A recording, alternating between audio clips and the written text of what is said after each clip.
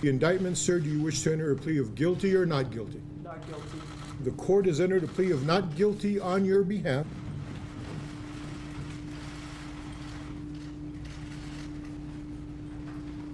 My hope is that this afternoon and the next few days of victim impact statements that we can focus on the lives that were taken from us, the 23 Pasoans and members of our community who were taken from us, their families, and the survivors.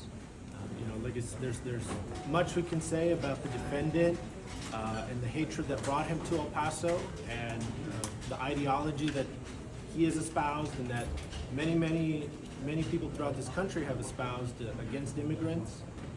But for now, I am committed to ensuring that this case remains focused on the victims, their families, and the survivors.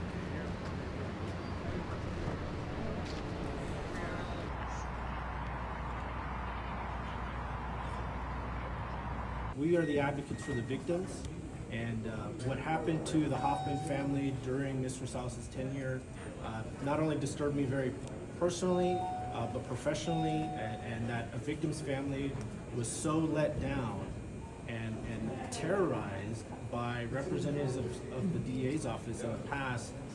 It's just so repulsive, and that someone who should be advocating for the victims turned against them.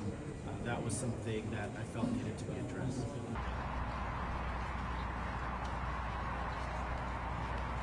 It is a sentence of life without parole on one count of capital murder of multiple persons, and 22 counts of 22 life sentences on the aggravated assaults.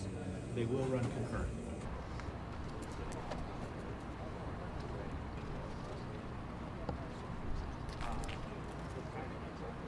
He will initially start his sentence at the Texas Department of Criminal Justice. He was arrested by state and local officers.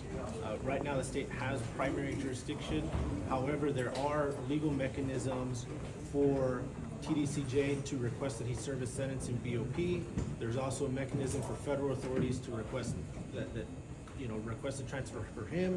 That is a decision that will ultimately be up to the prison authorities.